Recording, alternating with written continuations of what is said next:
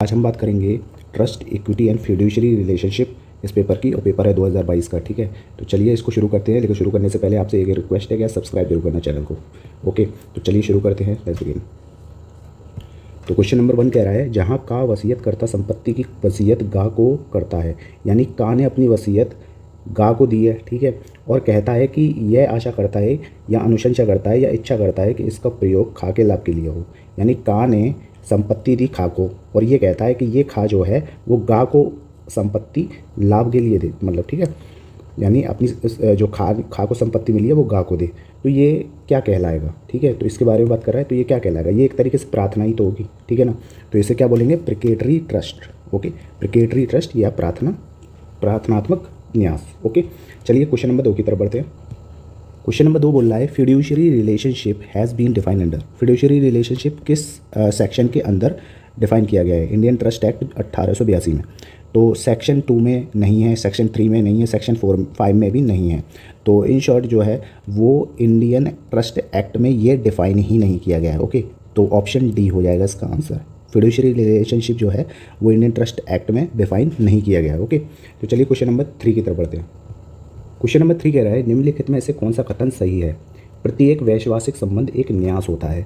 Every fiduciary relationship is a trust. अब दोस्तों थोड़ा सा हम समझ लेते हैं कि फिड्यूशियरी माने क्या होता है।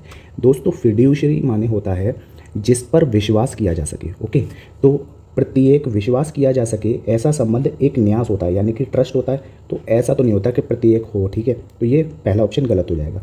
तो न्यास जो ट्रस्ट है एक विश्वास किया जा सके संबंध नहीं है, तो ऐसा भी नहीं है।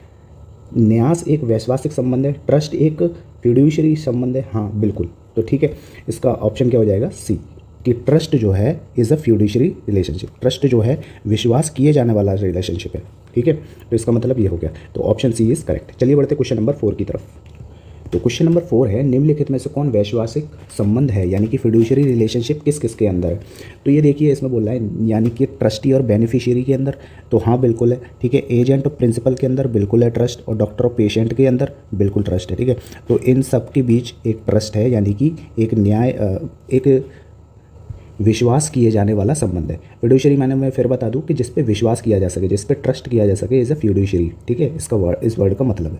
तो जिस पे विश्वास किया जा सके, तो डॉक्टर पेशेंट में होता है, बिल्कुल होता है ट्रस्ट। एजेंट प्रिंसिपल में होता है, बिल्कुल होता है। ट्रस्ट बेनिफिशियरी में होता है, बिल्कुल होता है। तो इसका सही आंसर क्या हो जाएगा? उपरोक्त सभी, यानी कि ऑप्शन डी। चलिए बढ़ते क्वेश्चन नंबर 5 की तरफ।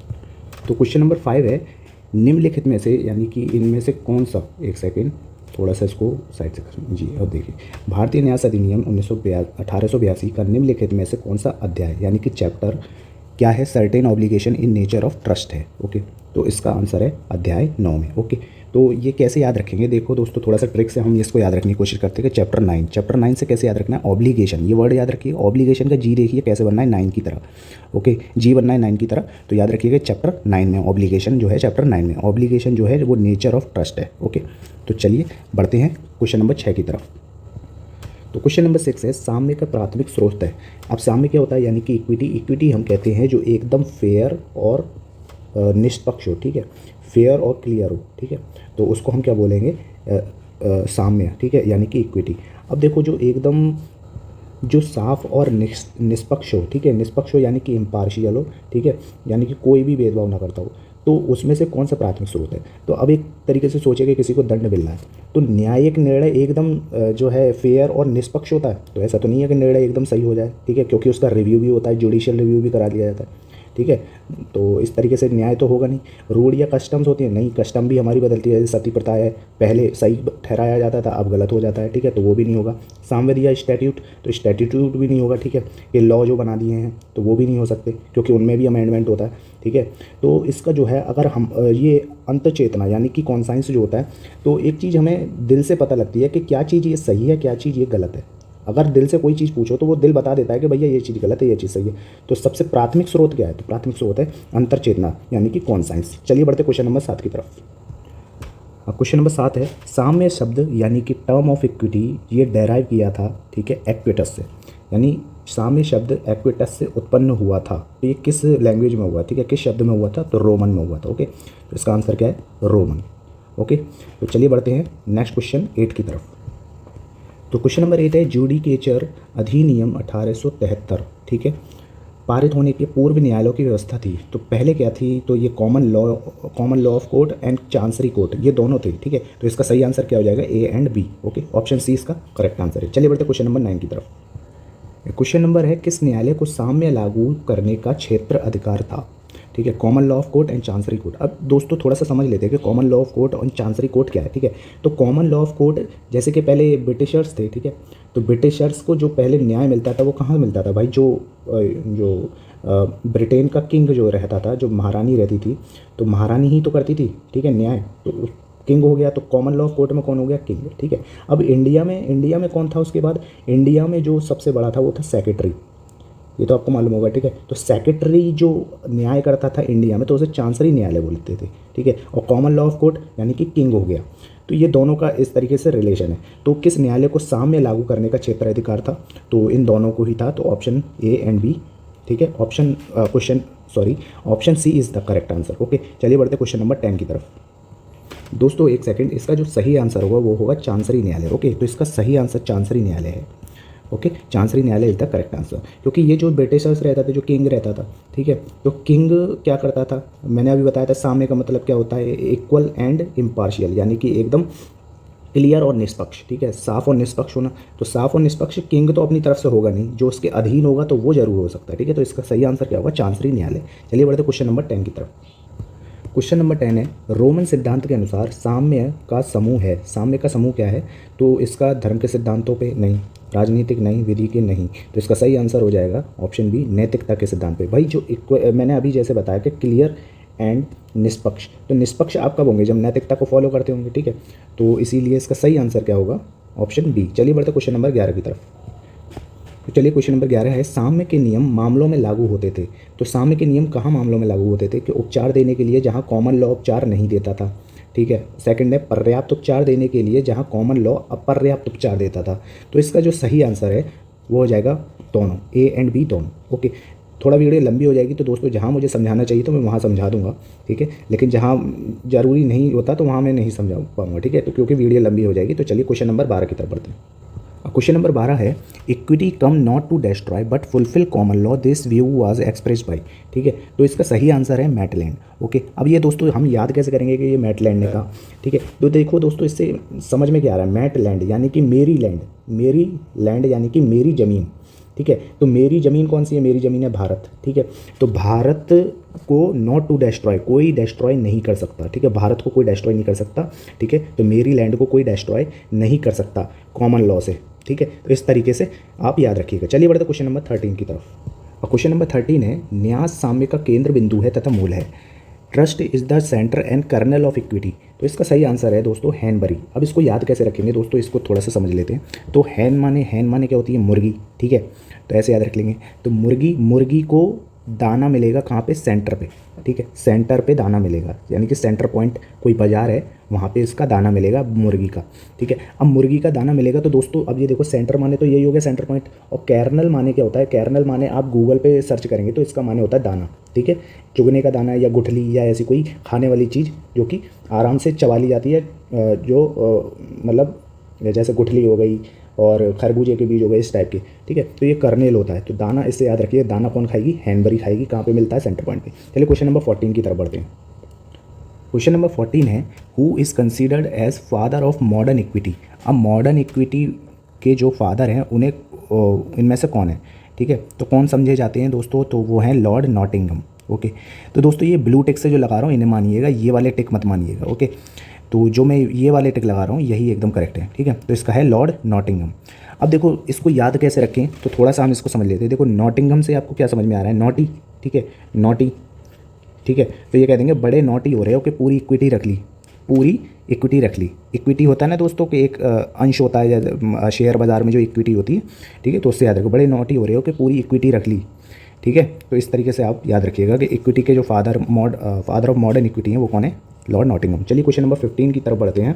15 क्या कहता है कि यह कथन किसने कहा, equity works as supplement for law and does not supersede the prevailing law. Okay, तो ये किसने कहा, हैनबरी ने। ओके, अब इसको दोस्तों थोड़ा सा ट्रिक बना लेते हैं इसकी क्या है। तो देखिए यहाँ पे आ रहा है सुपर सीड, सीड माने आपको मालूम है बीज, तो बीज कहाँ मिलेगा? मुर्गी के लिए ही तो बीज होगा। और कहाँ मिलेगा? सेंटर पे। तो सेंटर हमारा वो जो ऊपर वाला था वो हो जाएगा सेंटर, और ठीक है, तो सेंटर हो गया। और यहाँ पे क्या है, ये सीड आ रहा है, तो सीड से क्या हो जाएगा? सुपर सीड से हो जाएगा बीज। ओके, तो सुपर वाला जो है बीज कहाँ मिलेगा? सेंटर पॉइंट पे। इस तरीके से याद रखेंगे। चलिए क्वेश्चन नंबर 16 की तरफ बढ़ते हैं। क्वेश्चन नंबर 16 है, साम्य उसके उपचार को लागू करती है, यानी कि इक्विटी अप्लाई इट्स रेमेडी। तो इक्विटी जो है उपचार को लागू करती है। तो क्वेश्चन ऑप्शन ए है वैदिक उपचार के अनुपूरक, यानी कि सप्लीमेंट्री के रूप में, ठीक है, और ये कॉन्ट्राडिक्टरी के रूप में, ठीक है, यानी कि विरोधाभासी। तो एक तरफ तो अनुपूरक बोल रहा है, एक तरफ विरोधाभासी बोल रहा है, तो दोनों तो होगा नहीं, तो ऑप्शन सी तो वैसे ही इनकरेक्ट हो जाएगा। ठीक है, तो यहाँ पे जो सही होगा कि जो साम्य है, साम्य क्या है? क्लियर और निष्पक्ष हो, ठीक है, साफ और निष्पक्ष कब होगा? जब वो एक अनुपूरक के रूप में होगा। वैदिक उपचार जो है वो एक अनुपूरक के रूप में होगा, जब ही तो होगा। ठीक है, तो इसका सही आंसर क्या हो जाएगा? Option A. ठीक है, चलिए बढ़ते क्वेश्चन नंबर 17 की तरफ। Question number 17, earl of Oxford के मामले में 1615 यह अभी निर्धारित किया गया कि जब कॉमन विधि तथा साम्य के बीच विरोधाभास हो, यानी कि कॉमन लॉ और इक्विटी में कॉन्फ्लिक्ट हो, ठीक है, तो क्या होगा? विधि प्रबल रहेगी या साम्य प्रबल रहेगा? तो दोस्तों जाहिर सी बात है, जो क्लियर और इम्पार्शियल होगा, यानी कि साफ और निष्पक्ष होगा, वही प्रबल रहेगा ना। तो इक्विटी शैल प्रबल। ठीक है, तो यानी कि सही आंसर क्या होगा? बी। ओके, चलिए क्वेश्चन नंबर 18 की तरफ बढ़ते हैं। तो क्वेश्चन नंबर 18 है, equity can claimed in court. ठीक है, साम्य न्यायालय में मांगी जा सकती है। तो साम्य न्यायालय में क्या मांगा जा सकता है? राइट मांगा जा सकता है, ठीक है, अधिकार स्वरूप, न्यायालय के विवेकाधिकार के अधीन, यानी कि डिस्क्रिशन ऑफ कोर्ट सब्जेक्ट, या टू डिले द लॉ, या विधि में देरी के लिए। तो साम्य न्यायालय में क्या मांगा जाएगा? देखो पहले साफ लिख लो कि साफ और निष्पक्ष। ठीक है, साफ और निष्पक्ष। ठीक है, तो अधिकार के स्वरूप में नहीं, विधि के देरी के रूप में नहीं, न्यायालय के विवेकाधिकार के अधीन। ठीक है, यानी कि न्यायालय को सबसे बड़ा रख के जब भी तो साफ और निष्पक्ष बात आएगी। ठीक है, तो इसका सही आंसर क्या हो जाएगा? Option B. ठीक है, चलिए बढ़ते क्वेश्चन नंबर 19। तो क्वेश्चन नंबर 19, चांसरी न्यायालय को के रूप में भी जाना जाता है। अभी हमने पीछे बात करी थी कि कोर्ट ऑफ चांसरी कौन होता है? जो चांसलर होता है, यानी सेक्रेटरी होता है। ठीक है, तो ऊपर बात करी थी। ठीक है, तो ये कौन सा न्यायालय होता है? अभी उसमें बात करी थी कि ये इक्विटी, ऊपर बात करी थी ना कि ये इक्विटी को जो है चांसरी न्यायालय में हम कर सकते हैं। तो उसके लिए क्या आएगा? Court of conscience. ठीक है, तो इसका option C is the correct answer. तो इक्विटी को कब दिया जाएगा? जब हमने बात करी थी ना कि अंतर, जो एक शब्द था अंतरकरण की जो बात सुनेंगे। ठीक है, तो वही तो इसको जो इक्विटी को है वो न्याय देगा। ठीक है, तो कोर्ट ऑफ चांसरी में कहाँ जाएगा?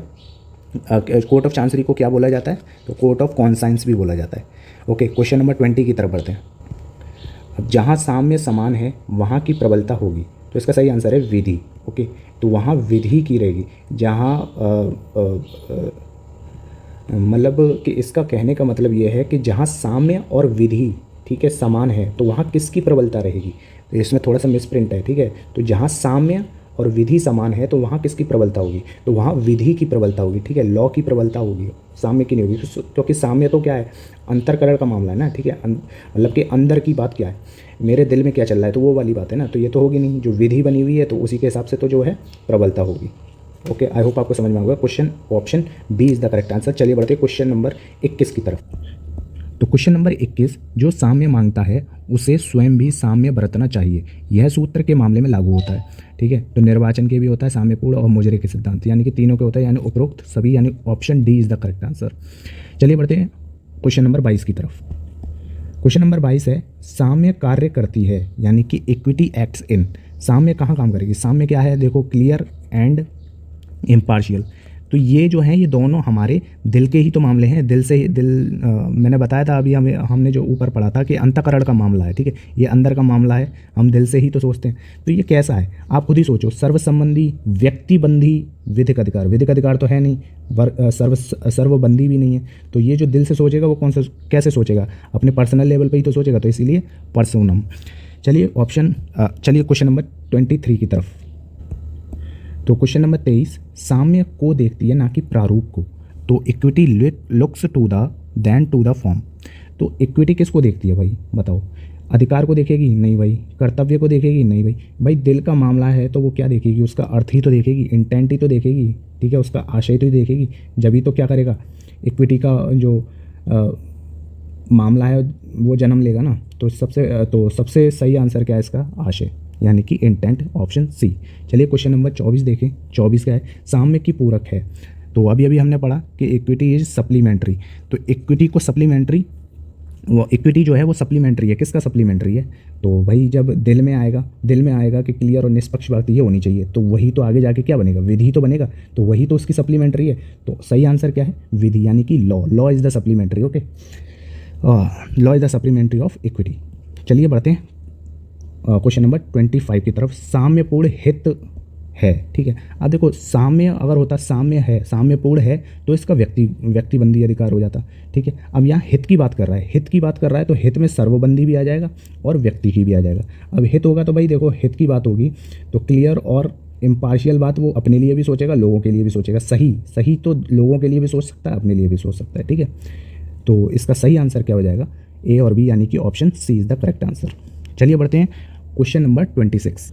तो क्वेश्चन नंबर 26 है, भारतीय विनिर्दिष्ट अनुतोष अधिनियम यानी कि इंडियन स्पेसिफिक रिलीफ एक्ट, ठीक है। तो इसके अंडर इक्विटेबल रेमेडी क्या है, तो ये कौन सी इक्विटेबल रेमेडी, इंजंक्शन भी है, declaratory decree, ratification of instrument, यानी कि option D is the correct answer, ठीक है। तीनों हैं। चलिए क्वेश्चन नंबर 27 की तरफ बढ़ते हैं। तो 27 है, समानता ही साम्य है, यानी कि इक्वेलिटी इज इक्विटी में आल्सो बी एक्सप्रेस्ड। तो ऑप्शन पढ़िए, साम्य असमानता में प्रसन्न होती है, तो साम्य असमानता में कहाँ से प्रसन्न होगी, साम्य समानता में प्रसन्न होती है, ठीक है। साम्य समानता को नापसंद करती है, बिल्कुल गलत भाई, समानता को नापसंद करेगी। साम्य असमानता का अनुसरण करती है, बिल्कुल गलत। तो साफ साफ दिख रहा है कि option B is the correct, क्योंकि साम्य जो है वो समानता में प्रसन्न होती है। बाकी कोई भी ऐसा पॉजिटिव इंस्ट्रक्शन देता हुआ नज़र नहीं आ रहा है जितना ये पॉजिटिव दे रहा है, ठीक है। पॉजिटिव वाइब जहाँ आ रही है वही आंसर, यानी कि option B is the correct answer. चलिए बढ़ते हैं 28 की तरफ। तो क्वेश्चन नंबर 28, साम्य को विफल करता है, भाई क्लियर और इम्पार्शियल को कौन करेगा, आशय नहीं, ज्ञान भी नहीं करेगा, समानता भी नहीं करेगा, विलंब जो है इसको क्या करेगा, डिफीट करेगा या फिर विफल करेगा। तो इसका सही आंसर क्या हो जाएगा, विलंब, यानी कि delay, option D is the correct. चलिए 29, क्वेश्चन नंबर 29, अंग्रेजी विधि के अंतर्गत संपदा यानी कि एस्टेट शामिल है। तो एस्टेट में क्या शामिल है कि ये एक विधिक संपदा है या लीगल एस्टेट है, तो बिल्कुल दोस्तों एस्टेट का मतलब होता है जागीर, ठीक है। तो जागीर जो है वो एक लीगल है, हाँ बिल्कुल है। तो एन इक्विटेबल एस्टेट है, यानी कि इक्विटी से बात कर रहा है, इक्विटी से रिलेटेड है, इक्विटेबल, तो इक्विटेबल स्टेट है, तो हाँ वो भी है, ठीक है। तो इसका सही आंसर क्या हो जाएगा, option C is the correct answer. चलिए बढ़ते हैं 30 की तरफ। क्वेश्चन नंबर 30, जहाँ साम्य समान है, क्रम में जो पहले उसकी प्रबलता होती है, तो मतलब जैसे साम्य समान है तो क्रम में बात कर रहा है, तो क्रम में जो है पहले क्या है, तो उपरोक्त सूत्र में संबंधित सिद्धांत है, यानी कि एबव मैक्सिम पूछ रहा है। अब देखो दोस्तों थोड़ा सा समझो, साम्य तो आपको मालूम है, ठीक है। तो साम्य समान है, ठीक है, तो उसकी प्रबलता कब होगी, प्राथमिकता का सिद्धांत होगा जब निर्वाचन यानी कि चुनने का, ठीक है, यानी कि सही और गलत चुनने का सिद्धांत, ठीक है, निस्तारण का सिद्धांत, या मतलब कि फैसले को उसका रिजल्ट दे देना, सेटिस्फैक्शन कर देना, ठीक है, तो वो वाली बात है। पारस्परिकता यानी कि म्यूचुअलिटी, उसके आपस में बात करा देना, ठीक है, तो म्यूचुअलिटी करना, तो ये तो इसमें कुछ मिलता जुलता नहीं नज़र आ रहा है, निस्तारण भी नहीं है, ठीक है। तो इसमें निर्वाचन का सिद्धांत और प्राथमिकता का सिद्धांत इसमें थोड़ा सा है, तो इसको आप थोड़ा सा समझिए। देखिए क्रम में पूछ रहा है ना, साम्य का समान प्रबलता कहाँ होगी, क्रम में पूछ रहा है, तो पहले तो वो प्राथमिकता देगा, जब ही तो निर्वाचन करेगा, जब ही तो चुनेगा, तो पहले क्या देगा, प्राथमिकता देगा सही को, ठीक है। तो इसका सही आंसर क्या होगा, प्राथमिकता का सिद्धांत। ओके, चलिए बढ़ते हैं क्वेश्चन नंबर 31। तो क्वेश्चन नंबर 31, भागता पालन का सिद्धांत साम्य के सूत्र पर आधारित है। अब भागता पालन का सिद्धांत साम्य के सूत्र पर आधारित है, तो यानी कि based on maxim of equity. तो हम एक तरीके से साम्य का सूत्र निकाल लें तो भागता पालन का सिद्धांत अपने आप आ जाएगा। तो अब देखो साम्य का सूत्र तो आपको मालूम ही है, तो अब यहाँ पे क्या है, साम्य आशय को देखती है ना कि प्रारूप को, बिल्कुल सही, ठीक है। साम्य उसे किया हुआ मानती है जो किया जाना चाहिए था, हाँ बिल्कुल सही, ठीक है। तो यानी कि ए और बी दोनों सही हैं, option C is the correct answer. चलिए बढ़ते हैं क्वेश्चन नंबर 32। तो क्वेश्चन नंबर 32, डियरेले बनाम हॉल का नियम था। तो पालन का नियम, निस्तारण का नियम, प्राथमिकता का नियम, विखंडन का नियम, ठीक है। तो इसका सही आंसर है रूल ऑफ प्रायोरिटी, ठीक है, priority is the correct answer. अब इसकी थोड़ी सी ट्रिक बना लेते हैं कि रूल ऑफ डियरले, ठीक है, डियर माने प्यारी, ले अपनी प्रायोरिटी, ठीक है, यानी कि रूल ऑफ डियरले क्या होगी, ठीक है। तो उसका नियम क्या है कि वो पहले प्रायोरिटी मांगती है, भाई आपकी गर्लफ्रेंड पहले क्या मांगेगी, परफॉर्मेंस मांगेगी या प्रायोरिटी मांगेगी? तो पहले तो आपसे प्रायोरिटी तो मांगेगी, ठीक है। तो पहले प्राथमिकता मांगेगी कि आप उसकी इज्जत करो, तब परफॉर्मेंस मांग सकती है। मजाक था। चलिए क्वेश्चन नंबर 33 की तरफ बढ़ते हैं। निम्नलिखित में से कौन सामयिक उपचार नहीं है? Not equitable remedy. तो पहले हम देख लेते हैं इक्विटेबल रेमेडी कौन सा है, तो नॉट वाला अपने आप मिल जाएगा। तो इक्विटेबल क्या है? स्पेसिफिक परफॉर्मेंस, बिल्कुल सही है। रिसेशन ऑफ कॉन्ट्रैक्ट यानी कि कॉन्ट्रैक्ट को तोड़ना, ठीक है। इंजक्शन यानी कि व्यादेश, बिल्कुल सही है। तो और damages of breach of contract यानी कि कॉन्ट्रैक्ट को तोड़ने के लिए डैमेज करना। तो इसमें कौन सा सही हो सकता है, अब आप लगा लीजिए। तो इसमें दोस्तों आप थोड़ा सा इसमें कन्फ्यूज़न है बी और डी में, आप इसको थोड़ा सा चेक कर लीजिएगा। वैसे मेरे हिसाब से जो इसका सबसे सही आंसर होना चाहिए वो होना चाहिए option D is the correct answer, क्योंकि डैमेज कर रहा है ब्रीच ऑफ कॉन्ट्रैक्ट करने के लिए, ठीक है। तो नॉट इक्विटेबल रेमेडी होगी। चलिए क्वेश्चन नंबर 34 की तरफ चलते हैं। किसने कहा कि साम्य ने नए उपचारों की एक विस्तृत श्रृंखला प्रदान करके वैदिक उपचारों की सीमित श्रृंखला को पूरक बनाया है? अब दोस्तों देखिए, इसमें ये सप्लीमेंट जो है इसको आप मत बनाइएगा, ठीक है। कीवर्ड सप्लीमेंट मत बनाइएगा, क्योंकि सप्लीमेंट कई ऐसे जो स्टेटमेंट हैं उनमें आया हुआ है, ठीक है। तो इसकी ट्रिक के लिए यहाँ पे जो है लिमिटेड रेंज यानी कि सीमित श्रृंखला, ठीक है। तो इसको बनाइएगा आप क्या अपना ट्रिक के लिए एक वर्ड, ठीक है। तो इसका सही आंसर होगा स्नेल। अब देखो स्नेल क्या होता है आप जानती हो, स्नेल जो है वो जोंक को बोलते हैं, जोंक को बोलते हैं, शायद जोंक को ही बोलते हैं, ठीक है। स्नेल आपने देखा होगा इस तरीके का होता है ना, यूँ करके जो रैंग रैंग के चलता है स्नेल, ठीक है। तो वो जो है वो क्या करता है, लिमिटेड रेंज तक चल पाता है, ठीक है। लिमिटेड रेंज तक चल पाता है, प्रोवाइडिंग करता है wide range of new remedy. उसको रेमेडी चाहिए वाइड रेंज को पाने के लिए, ठीक है। तो इस तरीके से आप याद रख सकते हैं, लिमिटेड रेंज तक चलता है कौन, स्नेल। ओके, चलिए बढ़ते हैं क्वेश्चन नंबर 35 की तरफ। तो निम्नलिखित में से कौन साम्य का सूत्र नहीं है? तो देखो इसमें थोड़ा सा हम पढ़ लेते हैं। तो क्वेश्चन नंबर 35 में साम्य विधि का अनुसरण करती है, बिल्कुल सही, ठीक है। विधि का अनुसरण करती है, ठीक है। साम्य प्रारूप को देखती है ना कि आशय को, ये बिल्कुल गलत है भाई, ठीक है। साम्य आशय को देखती है ना कि प्रारूप को, ये उल्टा लिख दिया है। ऑप्शन सी है साम्य सर्वबंधी कार्य करती है, तो ये भी गलत है। तो इसका सही आंसर क्या हो जाएगा, option D is the correct answer. चलिए बढ़ते हैं क्वेश्चन नंबर 36 की तरफ। तो यूबी जुस ईवी रिमेडियम से अभिप्रेत। तो क्वेश्चन नंबर 36 में जो है, जहाँ अधिकार है वहाँ उपचार है, ठीक है। देखो इसे इंग्लिश में थोड़ा सा पढ़ते हैं। इसका जो सही आंसर है वो है ऑप्शन ए, ठीक है। अब इसको याद देखो कैसे करेंगे, इसको याद रखने के लिए आप थोड़ा सा समझिए। यूबी एंड ईबी, यूबी जो आ रहा है उसके लिए यूज़ होता है वेयर, और ईबी जो यूज़ आता है, वो ईबी जो वर्ड आता है उसके लिए यूज़ होता है देयर, ठीक है। तो वेयर जिस माने राइट, ठीक है। तो वेयर राइट देयर रिमेडियम, तो where right there remedy, okay. तो इस तरीके से आप याद रख सकते हैं। तो option A is the correct answer. चलिए बढ़ते हैं 37 की तरफ। तो 37 कह रहा है साम्य एक पक्ष को जो दूसरे की इच्छा को प्रभावित करने की स्थिति में है, ठीक है, और दूसरे की कीमत पर किसी की भी लाभ को बनाए रखने के लिए अनुमति नहीं देगी। जो साम्य है तो दूसरे को लाभ बनाए रखने की अनुमति नहीं देगी, बिल्कुल। तो ये जो सिद्धांत है ये क्या है, कपट का सिद्धांत है? नहीं भाई। भूल का? बिल्कुल नहीं। अभ्यक असर का सिद्धांत है, ठीक है। तो ये क्या है, option C is the correct answer. चलिए बढ़ते हैं क्वेश्चन नंबर 38 की तरफ। तो इग्नोरेंशिया ज्यूरिस नॉन एग्जीक्यूट, ठीक है। तो इसको भी थोड़ा सा आप देखिए याद करने के लिए समझिए। तो इग्नोरेटिया माने क्या हो गया, इग्नोरेंस। यहाँ देखिए इंग्लिश में इग्नोरेंटिया में क्या हो गया, इग्नोरेंस। ज्यूरिस माने क्या हो गया, ज्यूरिस माने लॉ, नॉन माने नो, एग्जीक्यूसेट माने एग्जीक्यूज, यानी कि ignorance of law is no excuse, is the correct answer. Okay, चलिए बढ़ते हैं क्वेश्चन नंबर 39 की तरफ। भूल के आधार पर निम्नलिखित में से कौन सा साम्यपूर्ण उपचार प्रदान किया जा सकता है? तो अब साम्य की बात हो रही है, ठीक है। यहाँ पे क्या हो रही है, साम्य की बात हो रही है, ठीक है। अब उसमें भूल हो जाए तो क्या देखो, कॉन्ट्रैक्ट का विखंडन भी होगा, ठीक है। और क्या होगा, कॉन्ट्रैक्ट में रेटिफिकेशन, यानी कि उसमें क्या शुद्ध भी करने बैठ जाओगे, मतलब उसमें कुछ बदलाव करने बैठोगे, रेटिफिकेशन करोगे उसका, ठीक है। विनिर्दिष्ट यानी कि refusal of specific performance, specific performance जो साम्य का एक अंग था उसको भी क्या कर दोगे, रिफ्यूज़ कर दोगे। तो इसका सही आंसर जो होगा option D is the correct answer, यानी कि ऑल ऑफ द एबव। चलिए क्वेश्चन नंबर 40 देखते हैं। 40 क्या है, तो स्टोरी ने साम्य के क्षेत्राधिकार का वर्गीकरण में किया।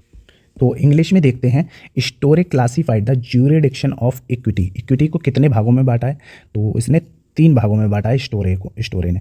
तो पहला है एक्सक्लूसिव, ठीक है, दूसरा कॉन्करेंट, और तीसरा ऑक्सिलरी, ठीक है, ऑक्सिलरी। चलिए बढ़ते हैं क्वेश्चन नंबर 41। तो साम्य के सिद्धांत के अंतर्गत दिए गए हैं, तो इसे तो question number 41, the principle of equity are provided under Indian trust act, बिल्कुल है इसमें, ठीक है, स्पेसिफिक रिलीफ एक्ट में भी है, ट्रांसफर प्रॉपर्टी एक्ट में भी है, तो all of the above is the correct answer. चलिए बढ़ते हैं क्वेश्चन नंबर 42 की तरफ। किस आवश्यक तत्व की चर्चा नाइट बनाम नाइट 1840 में एक प्रभावी अभिव्यक्त न्यास की घोषणा के लिए की गई थी? तो इसमें वर्ड के लिए भी की गई, सब्जेक्ट मैटर ऑब्जेक्ट, तो इसका सही आंसर है option D is the correct answer. चलिए बढ़ते हैं क्वेश्चन नंबर 43 की तरफ कि concurrent jurisdiction of equity means. तो देखो कॉन्करेंट माने क्या होता है, समवर्ती, ठीक है, किसी के समान यानी कि दो की बात आ रही है, दो है तो ठीक है, एक है तो एक के समान यानी कि दो दो हो गए और दोनों का समान, ठीक है, तो इस तरीके से होगा, समान पावर हो सकती है, ठीक है, और समान शक्ति, ठीक है, तो उसे क्या बोलेंगे, कॉन्करेंट। अब देखो तो समान शक्ति ऑफ इक्विटी मीन्स, तो ये ओनली आ रहा है, ठीक है, यहाँ पे remedy was available only in, only तो है नहीं कॉमन लॉ कोड, तो ओनली कॉमन लॉ कोड में तो है नहीं, वरना कॉन्करेंट आता ही क्यों। Remedy was available only in court of equity, तो ये भी नहीं होगा, ठीक है। Remedy was available in both of the above court, देखो यहाँ पे दो की बात आ गई, तो यहाँ पे सही आंसर जो हो जाएगा वो क्या हो जाएगा, option C is the correct answer. देखें question number 44, right of the redemption is an equitable remedy which was granted by the court of the equity, it was based on maximum. तो इसमें जहाँ साम्य समान है विधि की प्रबलता होगी, ठीक है, तो बिल्कुल सही है। साम्य आशय को देखती है ना कि प्रारूप को, तो ये भी सही है, ठीक है, तो ये तो साम्य के हो गए। अब ये तो साम्य के सिद्धांती तो हैं दोनों। अब यहाँ पे क्या बोला है, साम्य न्यायालय द्वारा प्रदत्त किया जाता है, तो साम्य न्यायालय क्या करेगा, ये दोनों प्रिंसिपल को ही तो फॉलो करेगा, ठीक है। तो ये जो है एक साम्यपूर्ण अधिकार है, मोचन का अधिकार एक साम्यपूर्ण अधिकार, जब साम्यपूर्ण अधिकार है तो साम्यपूर्ण के प्रिंसिपल को फॉलो करेगा ही करेगा, तो इसका सही आंसर क्या हो जाएगा, option C is the correct answer, A और बी दोनों। चलिए क्वेश्चन नंबर 45 देखते हैं। दो असंगत या वैकल्पिक अधिकारों के बीच चयन करना जब आशय स्पष्ट हो कि पक्षकार को दोनों का आनंद नहीं लेना चाहिए, यह समयपूर्ण उपचार के रूप में जाना जाता है। अब देखो दोस्तों, यहाँ पे किसकी बात हो रही है, चयन की बात हो रही है। अब चयन की बात हो रही है तो चयन में क्या होगा, चुनेंगे ना, कुछ तो चुनोगे, ठीक है, तो क्या हो जाएगा, इलेक्ट हो जाएगा, किसी को तो इलेक्ट करोगे, ठीक है, तो निर्वाचन का सिद्धांत, ओके। तो दो असंगत वैकल्पिक अधिकारों के बीच चयन, ठीक है, करना, तो ये आशय क्या है, तो ये आशय क्या है, निर्वाचन का सिद्धांत ही तो है, ठीक है। तो क्वेश्चन नंबर 46 देखते हैं। निर्वाचन का सिद्धांत भारतीय विधि में समाहित किया गया है, तो निर्वाचन का सिद्धांत किस में किया गया है, इंडियन सक्सेशन एक्ट में भी किया गया है और ट्रांसफर ऑफ प्रॉपर्टी एक्ट, इसके सेक्शन 35 और चैप्टर 22 में किया गया है, ओके। तो इसका ए एंड बी दोनों हैं, option C is the correct answer. चलिए 47 देखते हैं। आंग्ल विधि के अंतर्गत निर्वाचन के सिद्धांत का उद्देश्य है, तो निर्वाचन के सिद्धांत का उद्देश्य जो है मुआवजा भी है और जब्ती भी है, तो इसका ए और बी दोनों इज द करेक्ट आंसर। चलिए क्वेश्चन नंबर 48 देखते हैं। न्यास की अवधारणा विकसित हुई, न्यास की अवधारणा कहाँ विकसित हुई, तो ये इंग्लैंड में विकसित हुई, ठीक है, इसको याद रखिएगा, इंग्लैंड। क्वेश्चन नंबर 49, भारतीय न्यास अधिनियम 1882 लागू होगा, तो कहाँ पे लागू होगा, प्राइवेट निजी न्यासों पर भी लागू होगा, ठीक है, और पब्लिक रिलीजन या चैरिटेबल एंडोमेंट्स जो होंगे, ठीक है, तो उन पे भी लागू होगा, तो A and B is the correct answer, ठीक है, प्राइवेट पे भी होंगे और पब्लिक पे भी होंगे, ओके, तो A and B is the correct answer. चलिए बढ़ते हैं क्वेश्चन नंबर 50 की तरफ। किस तिथि को भारतीय न्यास अधिनियम यानी कि इंडियन ट्रस्ट एक्ट 1882 फोर्स हुआ, ठीक है, तो 1 मार्च 1882। अब देखो इसकी थोड़ी सी ट्रिक आप याद कर लो, 1 मार, ठीक है, तो कैसे मैं ट्रस्ट कैसे कर लूँ कि तू एक मारेगा तो ब्याह कर लेगा, ब्याह से यानी कि ब्याह यानी कि शादी, ठीक है, ब्याह कर लेगा, ब्याह से हो जाएगा क्या, ब्यासी। तू एक मुक्का मारेगा तो मैं ब्याह कर लूँगा, ठीक है, एक मुक्का मारेगा, मुक्का यानी कि मार्च, ठीक है, मुक्का यानी कि मार्च और ब्याह यानी कि ब्यासी, और एक मुक्का यानी कि एक, ठीक है, तो ऐसे याद हो जाएगा। चलिए बढ़ते हैं question number 51।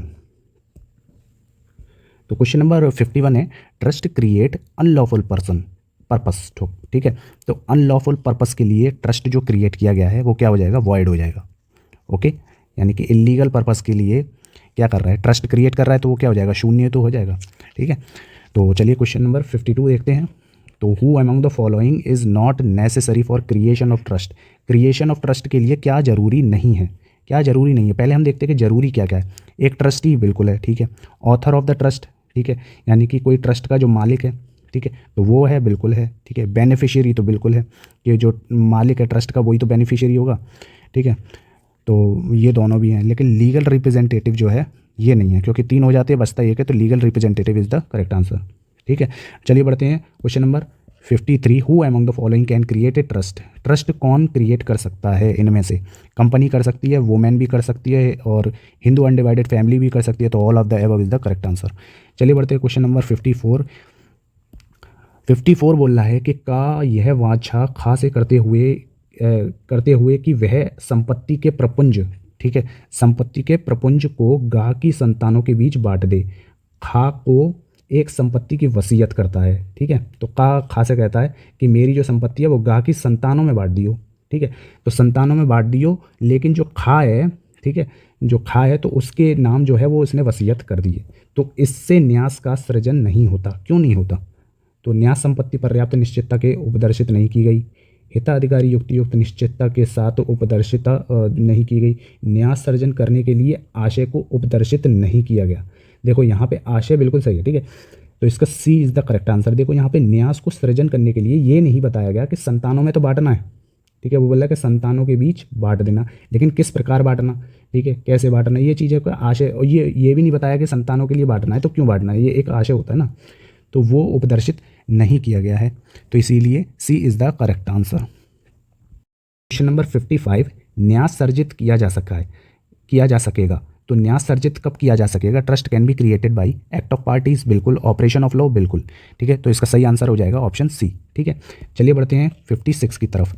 Trust may not be appointed, तो trustee may not be appointed, तो किसके द्वारा अपॉइंट नहीं हो सकेगा? तो by the consent of beneficiaries. Okay, तो option B is the correct. Okay, चलिए बढ़ते हैं 57 की तरफ। Trust of immovable property may be created, immovable property, तो question number 57, trust of immovable property may be created, immovable property may be created, trust of immovable, तो स्थावर संपत्ति का न्यास सृजित किया जा सके केवल न्यासकर्ता या न्यासी द्वारा, हस्ताक्षरित, लेखबद्ध, निर्वसियत लिखत द्वारा, ठीक है, तो टेस्टामेंट्री इंस्ट्रूमेंट।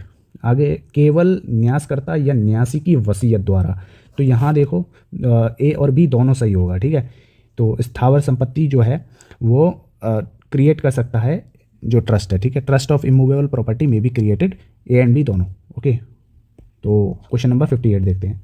जहाँ एक न्यास दो प्रायोजनों के लिए सृष्ट किया जाता है, ठीक है, एक ट्रस्ट दो प्रायोजनों के लिए बनाया जाता है, तो जिसमें से एक विधिपूर्ण तथा दूसरा विधि विरुद्ध हो और उन दोनों प्रायोजनों को पृथक ना किया जा सके, वहाँ संपूर्ण न्यास क्या हो जाएगा? शून्य हो जाएगा, ठीक है, यानी कि वॉइड हो जाएगा।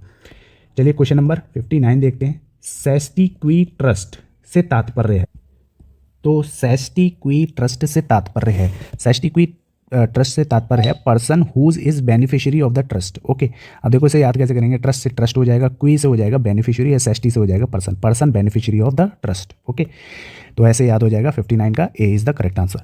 60 देखते हैं, तो 60 है भारतीय न्यास अधिनियम यानी कि Indian trust act deal with conversion of perishable property, तो पेरिशेबल प्रॉपर्टी जो है सेक्शन 16 में है। ओके, तो option D is the correct answer. चलिए देखते हैं क्वेश्चन नंबर 61। तो क्वेश्चन नंबर 61, भारतीय न्यास अधिनियम यानी कि इंडियन ट्रस्ट एक्ट 1882 में liability of breach of trust, ठीक है, तो ये किस में दिया गया है? ये सेक्शन 23 में दिया गया है। देखो इसको थोड़ा सा याद कर लेते हैं। देखो 23 से हम याद रख लेंगे तेरी, ठीक है, तो तेरी लायबिलिटी ट्रस्ट से ऐसे याद रखेंगे, तेरी लायबिलिटी ट्रस्ट से हट गई या तोड़ दी गई, ब्रीच यानी कि भंग कर दी गई, तेरी लायबिलिटी ट्रस्ट से भंग कर दी गई, ठीक है, ब्रीच कर दी गई, तो ऐसे याद रख लेंगे। तेरी से याद आ जाएगा 23, ठीक है, liability for breach of trust. तो इसके ऊपर वाले की भी अभी हम ट्रिक देख लेते हैं। तो ऊपर वाला जो था 60, ठीक है, कन्वर्जन ऑफ पेरिशेबल प्रॉपर्टी, तो यहाँ पे याद रखेंगे पेरिशेबल, ठीक है, तो पेरिशेबल का हमारा क्या था? 16 था, ठीक है, 16, तो 16 से हम क्या बना लेंगे? 16, ठीक है, 16 पेरिशेबल, तो 16 से हम बना लेंगे 16, और पेरिशेबल का मतलब होता है देखो टूट जाने वाला, आसानी से टूट जाने वाला। आपने कई जगह देखा होगा, देखो जैसे लिखा रहता है पेरिशेबल आइटम, जैसे कोई चीज़ रख के ट्रांसपोर्ट की जा रही होती है तो उसमें लिखा रहता है, जैसे फ्रिज होता है, वॉशिंग मशीन होता है, तो इस पर लिख दिया जाता है कि ये पेरिशेबल आइटम है, यानी कि टूट फूट होने वाली। ठीक है, या कांच का कोई आइटम होगा वो पेरिशेबल आइटम होगा। तो पेरिशेबल प्रॉपर्टी को पेरिशेबल, अब इसको याद कैसे करेंगे कि प्रॉपर्टी में टूट फूट हो जाएगी, इसीलिए सुलह कर लो, ठीक है, सुलह कर लो, नहीं तो प्रॉपर्टी में टूट फूट हो जाएगी। इस तरीके से हम याद रख लेंगे। ओके, चलिए आगे बढ़ते हैं। क्वेश्चन नंबर 62, ठीक है, 61 हमारा हो गया। अब बात करते हैं 62। भारतीय न्यास अधिनियम के अंतर्गत किसी व्यक्ति को तथ्य की सूचना है तब यह तब कहा जाता है, कब कहा जाता है, जब वह वास्तव में उस तथ्य को जानता है। बिल्कुल, जब तथ्य की जानकारी उसके अभिकर्ता को दी गई हो या उसके द्वारा मिल गई हो, मतलब उसको जानकारी।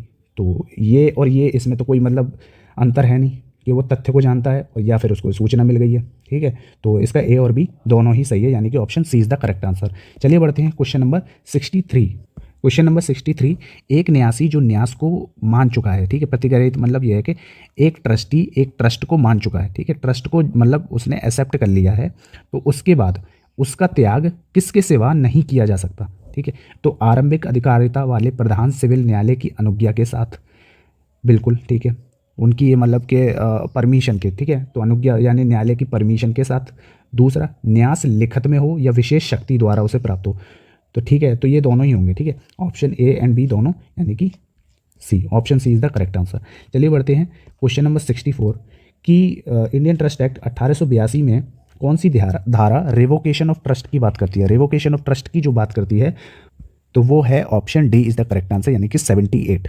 अब इसको याद कैसे रखेंगे, इसको देखो ऐसे बोलते हैं 78, ठीक है, तो हट याद रख लेंगे, 78, तो हट तेरा ट्रस्ट मैंने रिवोक कर दिया। रिवोक माने होता है, रिवोकेशन माने होता है त्याग देना या उसको छोड़ देना, ठीक है, तो हट मैंने तेरा जो ट्रस्ट है वो छोड़ दिया है, ठीक है, रिवोक कर दिया, मैंने तेरा ट्रस्ट रिवोक कर दिया, ऐसे करके आप याद रख लेंगे, ठीक है। क्वेश्चन नंबर 65 देखते हैं क्या है।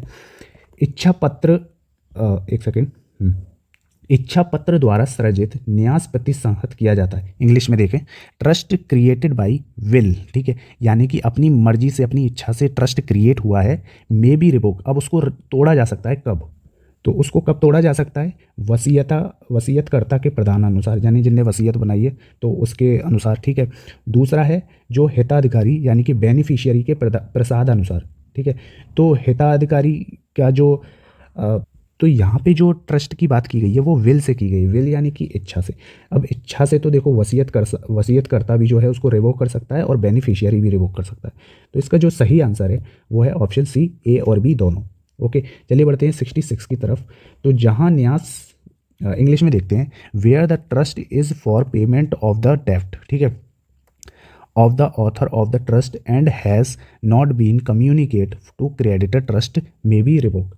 तो यहाँ पे इसका थोड़ा हिंदी में देखते हैं, जहाँ न्यासकर्ता के ऋणों को चुकाने के लिए किया गया हो, ठीक है, या जहाँ पे ट्रस्ट जो है वो ट्रस्टी के डेट को चुकाने यानी लोन को चुकाने के लिए किया गया हो और लेनदारों को सूचित ना किया गया हो, ठीक है, तो वहाँ न्यास का प्रतिसंहरण होगा, यानी कि ट्रस्ट वहाँ पे रिवोक हो सकेगा। तो वो कैसे हो सकेगा, तो यहाँ पर जो रिवोक किया जा सकेगा तो वो pleasure of the author of trust. Okay, तो यहाँ पे जो न्यास करता है उसके प्रसाद अनुसार जो है वो ट्रस्ट को रिवोक किया जा सकेगा। अब रिवोक क्यों किया जा सकेगा, क्योंकि देखो डेट किसका है, डेट है ऑथर ऑफ द ट्रस्ट, इसी का तो डेट है, ठीक है। तो ये ही जब अब डेट माफ़ कर देगा तो ट्रस्ट जो है वो क्या हो जाएगा, वॉइड हो जाएगा। तो यहाँ पे जो ट्रस्ट है वो क्या हो जाएगा, रिवोक हो जाएगा, सॉरी वॉइड नहीं, रिवोक हो जाएगा। तो pleasure of the author of the trust, इस B is the correct answer. चलिए बढ़ते हैं 67 की तरफ। ए ट्रस्ट में बी एक्सटिंग्विश्ड, एक न्यास निर्वापित हो सकता है। तो यहाँ पे जो एक्सटिंग्विश्ड माने हैं मतलब समाप्त होना, ठीक है, यानी कि ख़त्म हो जाना, ठीक है। यहाँ देखो हिंदी में थोड़ा सा ये कन्फ्यूज़ करता है वर्ड, ठीक है, तो थोड़ा सा इंग्लिश को आप समझ के चलोगे तो अच्छा से याद होगा। तो एक्सटिंग्विश माने होता है समाप्त होना, ठीक है। तो ट्रस्ट में बी एक्सटिंग्विश यानी कि ट्रस्ट कब समाप्त हो सकता है, ठीक है, जब न्यास का उद्देश्य अवैध हो जाता है, बिल्कुल सही, ठीक है। दूसरा, जब न्यास के उद्देश्य की पूर्ति न्यास संपत्ति के यानी कि ट्रस्ट की संपत्ति के नाश के कारण असंभव हो जाती है। तो ये बात भी बिल्कुल सही है। तो ठीक है, इसका आंसर होगा ए एंड बी दोनों, यानी कि option C is the correct answer. चलिए बढ़ते हैं 68 की तरफ। भारतीय न्यास अधिनियम 1882 की धारा 45 के अनुसार न्यासी की शक्तियों का निलंबन, यानी कि जो ट्रस्टी हैं, ट्रस्टी की पावरों को जो है वो सस्पेंड किया जा सकता है, किसके द्वारा, तो यहाँ पर जो सही आंसर है वो है डिक्री द्वारा, यानी कि अज्ञाप्ति द्वारा। ठीक है, ये पूरा एक आर्टिकल दिया हुआ है section 45, the power of the trustee can be suspended bye decree. Okay, तो सेक्शन 45 दिया हुआ है। चलिए तो इसको आगे याद करते हैं। 69, क्वेश्चन नंबर 69 देखते हैं। तो 69 कह रहा है भारतीय न्यास अधिनियम 1882 की कौन सी धारा घोषणा करती है कि सह न्यासी अकेले कार्य नहीं कर सकता, यानी कि को trustee can not act singly. तो इसमें कौन सी, तो इसका जो सही आंसर है वो है सेक्शन 48। ओके, तो सेक्शन 48 कैसे याद रखेंगे, देखो 48 यानी कि अड़ता है। ठीक है, तो को ट्रस्टी से ट्रस्टी हमेशा अड़ता है, इसीलिए वो सिंगल काम नहीं कर पा रहा है। ठीक है, वो सिंगल काम नहीं कर पा रहे क्योंकि वो अड़ता है। ठीक है, 48 से को trustee can not act singly. I hope आपको समझ में आ गया होगा। चलिए बढ़ते हैं 70 क्वेश्चन की तरफ। Trustee can delegate his power. तो यहाँ पे डिलीगेट का मतलब है सौंपना। तो ट्रस्टी अपनी पावर सौंप सकता है। कब सौंप सकता है? तो वो कब सौंप सकता है? If instrument of the trust is so provide, यानी यदि न्यास की लिखित में ऐसा उपबंधित हो। ठीक है, कोई एक उपबंध हो। ठीक है, तो जब कर सकता है यदि न्यास प्रत्यायोजन कारोबार के नियमित अनुक्रम में हो। ठीक है, यदि हिता अधिकारी संविदा करने के लिए सक्षम होते हुए प्रत्यायोजन में सम्मत हो गया हो। तो इसका डी हो जाएगा। ठीक है, option D is the correct answer, all of the above. चलिए बढ़ते हैं 71 की तरफ। क्वेश्चन नंबर 71 है, जहां न्यासी को प्रदत्त विवेकिक शक्ति का प्रयोग युक्तियुक्त रूप से सद्भावपूर्वक न किया जाए, वहां ऐसी शक्ति का नियंत्रण किया जा सकेगा। तो इसका सही आंसर हो जाएगा ऑप्शन बी, आरंभिक अधिकारिता वाले प्रधान सिविल न्यायालय द्वारा। ओके, तो option B is the correct answer. चलिए बढ़ते हैं 72 की तरफ। क्वेश्चन नंबर 72, भारतीय न्यास अधिनियम की धारा 25 संबंधित है। तो धारा 25 जो है वो है non liability for procedure default. Okay, तो सेक्शन 25 का क्वेश्चन 72 का B is the correct answer. चलिए बढ़ते हैं 73 क्वेश्चन की तरफ। तो 73 है, कोई भी न्यासी न्यास संपत्ति का पट्टा आरंभिक अधिकारिता वाले प्रधान सिविल न्यायालय की अनुज्ञा के बिना पट्टे के निष्पादन की तिथि से अधिक अवधि के लिए नहीं करेगा। तो कोई भी जो ट्रस्ट है वो कोई भी ट्रस्टी है, ठीक है, न्यासी है, वो ट्रस्ट को लीज पर नहीं ले सकता। ठीक है, 21 साल से ज़्यादा की अवधि के लिए। ठीक है, तो आरंभिक अधिकारिता वाले प्रधान सिविल अनुज्ञा न्यायालय की अनुज्ञा के बिना, ठीक है, तो पट्टे के निष्पादन की तिथि से 21 साल से अधिक अवधि के लिए नहीं होगा। ठीक है, तो कोई भी ट्रस्टी जो है, एक तरीके से आप इस तरीके से क्वेश्चन समझिए कि कोई भी ट्रस्टी वो ट्रस्ट जो है लीज पे अगर ले रहा है तो वो 21 साल से ज़्यादा अवधि के लिए नहीं लेगा। ओके, इस तरीके से आप समझिए। तो क्वेश्चन नंबर 74 देखते हैं। जब न्यास के प्रशासन में धन की प्राप्ति और अभिरक्षा अंतर्वलित हो। तो भैया हिंदी में देखो आप अटकोगे क्योंकि बहुत सॉलिड वाली हिंदी होती है। ठीक है, तो इसलिए फोकस आप थोड़ा इंग्लिश पे किया करो, तो आप थोड़ा बच के चलोगे और आपको समझ में भी, आपकी इंग्लिश में भी अंडरस्टैंडिंग अच्छी हो जाएगी। बजाय हिंदी के आप इंग्लिश पे फोकस करो ना, इंग्लिश अच्छी करने की कोशिश करो, हिंदी अच्छी क्यों करने की कोशिश कर रहे हो। ठीक है, तो चलो, क्योंकि हिंदी ठीक है पढ़ना चाहिए, लेकिन एक ये होता है ना कि जो आज के ज़माने की जो चाहत है वो इंग्लिश है। ठीक है, तो उस पर आप थोड़ा जोड़ दीजिए। When the administration of the trust involve receipt and custody of money, the number of trustee should be. तो इसमें आप ये समझिए कि जो एडमिनिस्ट्रेशन है, ठीक है, एडमिनिस्ट्रेशन ऑफ ट्रस्ट है, ठीक है, उसमें अगर रिसीप्ट और कस्टडी ऑफ मनी ये इन्वॉल्व हो जाए, यानी कि धन की प्राप्ति और कस्टडी ऑफ मनी ये इन्वॉल्व हो जाए, तब जो है ट्रस्टियों की संख्या कितनी होनी चाहिए? तो कम से कम 2 जो है ट्रस्टियों की संख्या होनी चाहिए। तो option A is the correct answer. चलिए बढ़ते हैं 75 की तरफ। क्वेश्चन नंबर 75 क्या कह रहा है? न्यासी का अंशतः अपने धन से तथा अंशतः उस धन से जो खा के लिए न्यास के अध्यधीन है, अपने नाम में भूमि सदोष खरीदता है। बेड़ा गर्क, इंग्लिश में पढ़ो। A trustee wrongfully purchase land. ठीक है, तो यानी कि एक ट्रस्टी जो है गलत तरीके से लैंड खरीदता है इन हिज ओन नेम, अपने नाम पर, partly with his own money, ठीक है, and partly with money subject to a trust for B, and B is entitled to charge on land for. तो यहाँ पर कह रहा है कि partly with his own money, तो अपनी मनी से, ठीक है, वो रॉन्गफुली तरीके से लैंड परचेस करता है, and partly with money subject to a trust, तो जो और बाकी जो पैसा है वो ट्रस्ट का पैसा है, ठीक है, उससे जो है वो बी के लिए खरीदता है, फॉर बी। ठीक है, and B is entitled to charge on a land, तो बी का जो है भूमि पर जो भूमि पर डालने का हकदार है। ठीक है, तो इसका आंसर क्या है? इसका आंसर है ऑप्शन सी, खा जो है इस प्रकार की किसी भी रकम का हकदार नहीं है। ठीक है, क्योंकि खा पे क्या है भाई, ट्रस्ट का ही तो पैसा है, खा का इसमें कहाँ से आ गया? तो ट्रस्ट का पैसा है, इसीलिए C is the correct answer. I hope आपको समझ में आया होगा। तो question number 76, office of the trustee is vacates. तो ट्रस्टी का जो पद है वो कब खाली हो जाता है? तो कब खाली हो जाता है? जब उसे डिस्चार्ज कर दिया जाए। ठीक है, डिस्चार्ज फ्रॉम ऑफिस या फिर उसकी मृत्यु हो जाए। तो दोनों से A and B is the correct answer. Okay, 77 देखिए, क्वेश्चन नंबर 77। तो न्यास के उन्मोचन के लिए आवेदन प्रस्तुत करना होगा। Application for discharge from trust shall present. तो ये सेक्शन 11 में दिया हुआ है, सेक्शन 11 में कि जो ट्रस्ट है, ठीक है, तो ट्रस्ट एप्लीकेशन फॉर डिस्चार्ज, जो डिस्चार्ज के लिए एप्लीकेशन है वो कहाँ देगा? Principal civil court of original jurisdiction में। ठीक है, तो उसे वहाँ पे आवेदन देना होगा। ओके, सेक्शन 11 में दिया हुआ है। ओके, चलिए बढ़ते हैं 78। न्यासी का उसके पद से उन्मोचन हो सकेगा। ट्रस्टी में be discharge from his office. कब हो सकेगा भैया? अपने ऑफिस से कब कर सकता है? तो न्यास के निर्वापन से। ठीक है, by the extension of trust. तो इसका मतलब है, तो ट्रस्टी को डिस्चार्ज किया जाता है, डिस्चार्ज किया जा सकता है उसके ऑफिस से इन सभी के द्वारा। ठीक है, ये सेक्शन 71 में है। ठीक है, सेक्शन 71 डिस्चार्ज ऑफ ट्रस्टी के बारे में बात करता है। ठीक है, ओके, चलिए बढ़ते हैं 79 की तरफ। Question number 79, subject matter of trust must be. तो option A, property transferable to the beneficiary. ठीक है, merely beneficial interest under subsisting trust. तो ए और बी इसका दोनों आंसर होगा। ठीक है, ये सेक्शन 8 में दिया हुआ है, आप चेक कर लीजिएगा, सेक्शन 8 में subject matter of the trust. Okay, तो A and B is the correct answer. चलिए बात करते हैं सेक्शन 80 की। Which section of Indian trust act provide the doctrine of tracing the trust property. तो इसका सही आंसर है सेक्शन 63, यानी कि option B is the correct answer. Okay, तो आप चेक कर लीजिएगा। ठीक है, तो डॉक्ट्रिन ऑफ ट्रेसिंग जो है वो सेक्शन 63 के तहत दिया गया है। चलिए बात करते हैं 81, doctrine of tracing the trust property is claim in. तो इसका आंसर है, तो ये डॉक्ट्रिन ऑफ ट्रेसिंग जो है ये सर्वलक्षी भी है और व्यक्तिलक्षी भी। ठीक है, तो पर्सोनम भी और रैम भी है। तो इसका आंसर जो है वो सी हो जाएगा, ए एंड बी। ओके, चलिए बात करते हैं 82 की। In case of breach of trust against home remedy available to the beneficiary.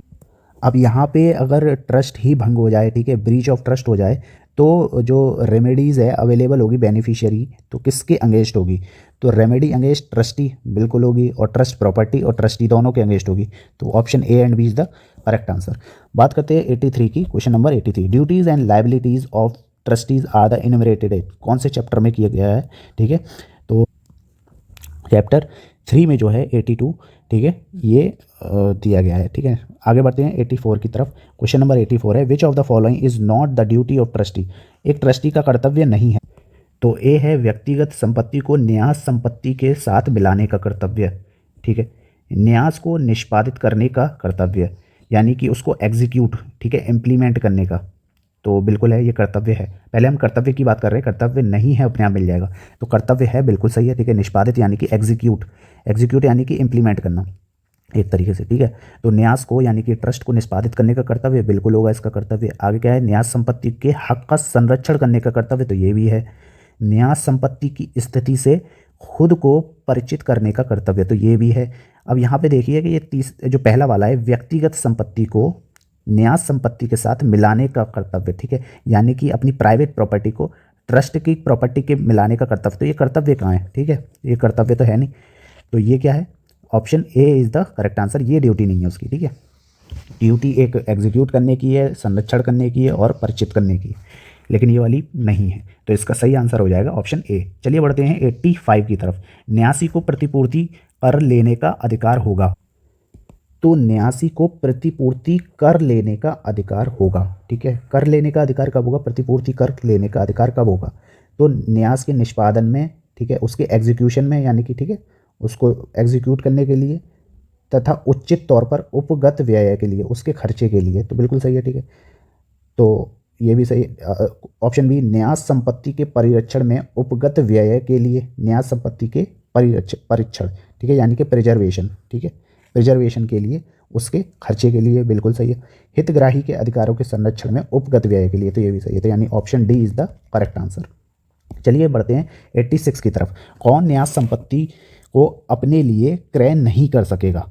तो कौन नहीं कर सकेगा, ये हो जाएगा ऑप्शन सी, विक्रयार्थ न्यासी का अभिकर्ता यानी agent of trustee for sale. Okay, option C is the correct answer. चलिए बढ़ते हैं 87 की तरफ। Who is entitle to have in his possession the instrument of trust and all document of title relating to trust property. तो यहाँ पे हो रही है कि कौन इस बात का हकदार है कि जो ट्रस्ट की लिखत को और उन सभी हक की दस्तावेजों को जो न्यास जो ट्रस्ट संपत्ति के संबंध में है अपने कब्जे में रखे। तो ये कौन रखेगा, ट्रस्टी भी रख सकता है, ठीक है, और हितग्राही भी रख सकता है। तो इसका थोड़ा सा कॉन्फ्लिक्शन बैठ जाता है, ठीक है। तो आपको इसमें कॉन्फ्लिक्ट नहीं होना है, ठीक है। तो इसका सही आंसर है ट्रस्टी। मोस्ट ऑफ द लोग लगा देंगे A and B, A and B नहीं होगा, इस पे जो होगा सिर्फ ए ही आंसर होगा, ट्रस्टी, क्योंकि ट्रस्टी को ही संपत्ति के संबंध में अपने कब्जे में रखने का अधिकार है, हकदार है, ठीक है। चलिए बात करते हैं 88 की। हितग्राही को क्या अधिकार है, तो हितग्राही को क्या है, न्यास संपत्ति का भारक तथा लाभ पाने का, यानी to have a rent and profit of the trust property, ठीक है। न्यास के विनिर्दिष्ट निष्पादन का, यानी कि have a specific execution of the trust. तो बिल्कुल सही है, यानी कि A and B is the correct answer, यानी ऑप्शन सी। चलिए बढ़ते हैं 89 की तरफ। A trust which is created not by fact and circumstance but by express word. तो एक न्यास जो तथ्यों तथा परिस्थितियों द्वारा नहीं बल्कि शब्दों द्वारा बनाया गया है, यानी कि फैक्ट और सर्कमस्टांस द्वारा नहीं, एक्सप्रेस वर्ड, ठीक है, वर्ड द्वारा बनाया गया है, तो उसे क्या बोलेंगे, express trust. Okay, option B is the correct answer. चलिए बढ़ते हैं 90 की तरफ, क्वेश्चन नंबर 90। तो दोस्तों ये पूरे 90 क्वेश्चन बनाते बनाते दोस्तों मेरा गला सूख गया है, तो थोड़ी सी मेहनत की कदर कर लो यार। तो प्लीज़ चैनल को सब्सक्राइब कर लो और वीडियो को इसको लाइक जरूर कर देना, ठीक है। तो थोड़ी सी मेहनत की कदर कर लो यार, तो उसको सब्सक्राइब और लाइक जरूर कर देना। चलिए बढ़ता हूँ क्वेश्चन नंबर 90 की तरफ कि न्यास के निष्पादक, तो ये सारी धाराओं का हमें लगाना है मिलान। तो दोस्तों इसका सही आंसर है ए, ठीक है। तो ए से आप मिला लीजिएगा कि sue for execution of a trust, ये कहाँ जाएगा हमारा, फोर्थ पे, यानी कि 59। रेंट एंड प्रॉफिट ये हमारा जाएगा 55, ठीक है। एंड ट्रांसफर बेनिफिशियल इंटरेस्ट ये हमारा जाएगा कहाँ, 58। एंड स्पेसिफिक एग्जीक्यूशन ये आ जाएगा 56। ओके, चलिए बढ़ते हैं 91 की तरफ। Which of the following is not proper trustee with the meaning of the section 60। तो यहाँ पे बोल रहा है कि कौन व्यक्ति भारतीय न्यास अधिनियम 1882 की धारा 60 के अर्थ में उचित न्यासी नहीं है। तो दिवाले की यानी कि जो पर्सन इंसॉल्वेंट है, दिवालिया है, ठीक है। दूसरा हिताधिकारी के हित में असंगत हित, ठीक है, रखने वाला व्यक्ति, विदेश में आदिवासी व्यक्ति। तो तीनों ही जो है वो ट्रस्टी बनने के लायक नहीं है, इसलिए उपरोक्त सभी, ठीक है, सेक्शन 60 के अनुसार। चलिए बढ़ते हैं 92 की तरफ। यथा सरमापय का सिद्धांत है, डॉक्ट्रिन ऑफ साइप्रस, ठीक है, साइप्रस है। तो apply to a charitable trust, बिल्कुल। अप्लाई ए फॉर्मल, लागू होगा यदि न्यास का औपचारिक यानी कि फॉर्मल ट्रस्ट तथा स्पेसिफिक ऑब्जेक्टिव पूरा ना किया जा सके, यानी कि पार्टिकुलर पर्पस पूरा ना किया जा सके। तो बिल्कुल सही है, A and B is the correct answer. Okay, तो इसका दोनों हो जाएगा। तो दोस्तों थोड़ा गला सूख गया है मेरा, ठीक है, तो आपको मालूम है क्या करना है। तो where trust is found upon the expressed but presumed intention of partly scold, जहाँ न्यास पक्षकार के उपयुक्त लेकिन अनुमानित आशय पर स्थापित होता है कहलाता है। अब देखो इसी को इंग्लिश में पढ़ो, तो इंग्लिश में देखो कितना सही समझ में आएगा। Where trust is found upon the unexpressed, ठीक है, जहाँ पे ट्रस्ट जो है वो फाउंड हुआ है अनएक्सप्रेस्ड, जहाँ पे एक्सप्रेस नहीं किया गया है लेकिन प्रिज्यूम किया गया है कि उसका इंटेंशन है पार्टी का, ठीक है। आई होप आपको समझ में आ गया होगा। तो यहाँ पे इंटेंशन है। तो अब ये देखो कि प्राइवेट ट्रस्ट, यहाँ प्राइवेट वाली तो कोई बात हो ही नहीं रही, तो ये तो होगा नहीं। कंस्ट्रक्टिव वाली भी कोई बात नहीं हो रही, एक्सप्रेस का अनएक्सप्रेस पहले ही बता दिया, तो ये भी नहीं होगा। तो आंसर कौन सा हो जाएगा, इम्प्लाइड ट्रस्ट, ठीक है, option A is the correct answer. चलिए अब बात करते हैं क्वेश्चन नंबर 94 की तरफ। Trust created by operation of law is known as. तो चलिए क्वेश्चन नंबर 95, किसी व्यक्ति विशेष अथवा व्यक्तियों के वर्ग के लाभ के लिए सृजित किया गया न्यास कहलाता है। क्या कहलाता है, तो भाई किसी व्यक्ति विशेष के लिए किया जा रहा है तो क्या कहलाएगा, निजी न्यास ही तो कहलाएगा। खैरात वाला तो कोई सिस्टम ही नहीं है, ना लोग पब्लिक द्वारा बनाया ही नहीं जा रहा, ठीक है। यानी व्यक्तियों के वर्ग के लिए बनाया जा रहा है या किसी विशेष व्यक्ति के लिए, तो वो कौन सा न्यास हो जाएगा, वो हो जाएगा प्राइवेट ट्रस्ट। ओके, चलिए 96 देखिए। 96 है, अभिव्यक्त न्यास की घोषणा की जा सकती है। एक्सप्रेस ट्रस्ट में बी डिक्लेयर्ड, तो कब किया जा सकता है एक्सप्रेस ट्रस्ट, तो यहाँ पर author of the trust code beneficiary, express trust में भी डिक्लेयर्ड। तो एक्सप्रेस ट्रस्ट में भी डिक्लेयर्ड जो किया जा सकता है, देखो ऑथर द्वारा ही किया जाएगा ना, ट्रस्ट अगर डिक्लेयर करना है तो कोर्ट द्वारा तो नहीं किया जाएगा, कोर्ट का क्या लेना देना है ट्रस्ट में, ठीक है। और बेनिफिशियरी है, बेनिफिशियरी भी नहीं होगा, ठीक है। तो यहाँ पे जो सही आंसर सबसे सटीक है वो ऑथर ऑफ ट्रस्ट है, ठीक है। ऑथर ऑफ द ट्रस्ट यानी कि A is the correct answer. बाकी आप थोड़ा चेक कर लीजिएगा इसको, ठीक है। चलिए बढ़ते हैं 97 की तरफ। Which of the following is sub division of N express trust. तो यहाँ पे जो सब डिवीज़न है वो एग्जीक्यूटिव ट्रस्ट भी है और एग्जीक्यूटरी भी है, ठीक है। तो सही आंसर हो जाएगा option C, A and B दोनों। ओके, चलिए बढ़ते हैं 98 की तरफ। जब where there is nothing left to be done in order to constitute trust, ठीक है। जब न्यास को गठित करने के लिए वहाँ कुछ भी करना शेष ना हो तो न्यास कहलाता है, यानी ट्रस्ट वो क्या कहलाएगा, तो उसे जो है वो एग्जीक्यूटरी ट्रस्ट बोला जाएगा। एग्जीक्यूटेड ट्रस्ट नहीं, एग्जीक्यूटेड तो जब होगा ना जब क्या एग्जीक्यूट कर दिया हो, एग्जीक्यूट किया जाना है ना, तो वहाँ पे एग्जीक्यूटरी ट्रस्ट आएगा। ओके, तो A is the correct answer, executory trust. Executed यानी कि एग्जीक्यूट हो गया, तो फिर वहाँ पे क्या करना शेष रह गया, कुछ भी नहीं रह गया, तो इसके लिए option A is the correct. चलिए 99 देखते हैं। लोक न्यास है, ठीक है। लोक न्यास क्या है, पब्लिक ट्रस्ट क्या है, एक चैरिटेबल ट्रस्ट है, रिलीजियस ट्रस्ट है, both A and B, and resulting trust है। तो इसका जो सही आंसर है, तो इसका सही आंसर है ऑप्शन सी, यानी कि चैरिटेबल ट्रस्ट भी होता है, रिलीजिएबल ट्रस्ट भी होता है, पब्लिक ट्रस्ट। तो इसलिए option C is the correct answer. Question number 100 है, what is inter vivos trust. Inter vivos trust कौन सा है, तो इंटरवाइवोस ट्रस्ट है जीवित व्यक्तियों के मध्य सृजित एक न्यास, ठीक है। तो option C is the correct answer. Video यार देखो दोस्तों, मेरा गला दुख गया है, तो आप चैनल को सब्सक्राइब जरूर करना, वीडियो को लाइक जरूर करना और शेयर करना लोगों में, ताकि उनका भी भला हो सके, ठीक है। चलो मिलते हैं अगली वीडियो में। जय हिंद, जय भारत।